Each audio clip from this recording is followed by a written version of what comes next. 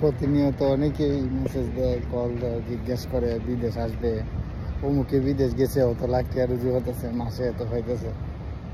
আরে ওরা যে স্ট্রাগল কইরা এত কষ্ট করে দাঁড়াইছে, তারপরে তাদের মনে কি কষ্ট আছে, বাড়িতে টাকা দিতেছে কিভাবে দিতেছে, এগুলো খোঁজ নিয়ে দেখেন। একজনে 1 লাখ টাকা 80,000 টাকা ফেলাইতেছে, ও গিয়া দেখেন 5 বছর 7 বছর 12 বছর 14 বছর সৌদি আরব হয়ে গেছে। অনেকে দেখা যায় লাখে আপনার 100 জনের মধ্যে 5 জন লোক ভালো একটা কোম্পানি পাইলায়, ভালো মালিক পাইলায়, সব কিছু সুযোগ সুবিধা ভালোভাবে পাইলায়। বাকি 98 জন যে কষ্টে আছে এটা কেউ দেখে না। অমুক ভালো আছে, অমুক ভালো আছে, পাশের বাড়ি চাচা ভালো আছে, কিন্তু একটা একটা গ্রামের মধ্যে 100 জন মানুষের মধ্যে দেখা যায় যদি 5 জন ভালো থাকে, তো আরও 10 জন রেনে একটা ভালো কাজের ব্যবস্থা করে দিতে পারে। এই হিসাবে অনেকে ভালো আছে, কিন্তু আপনি যে আসবেন সৌদি আরব বা বিভিন্ন দেশে বিদেশ যাবেন, আপনারা কে সাপোর্ট দিবে?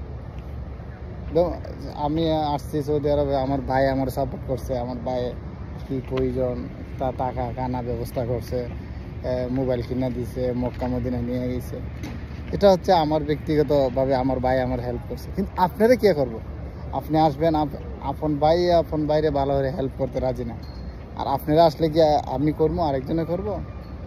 মানে মূল কথা এটাই হচ্ছে, যদি আপন কোনো ব্যক্তি থাকে নিজের কেয়ারিংভাবে কাজ করে, নিজের মনে করে আপনি উপকার করে, কেয়ারিং দেখতে রাখে আপনার যতটুকু মানে প্রয়োজন আপনার, তাইলে আপনি আসতে পারেন।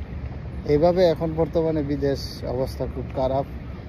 অনেক ভালো ইনকাম আছে, ভালো যদি সুযোগ পাওয়া যায়, যদি আপনি ভালো কোম্পানিতে ঢুকতে পারেন, ভালো সাপ্লাই পান বা ভালো কোম্পানি ভিসা নিতে পারেন, ভালো জায়গা পজিশন নিতে পারেন।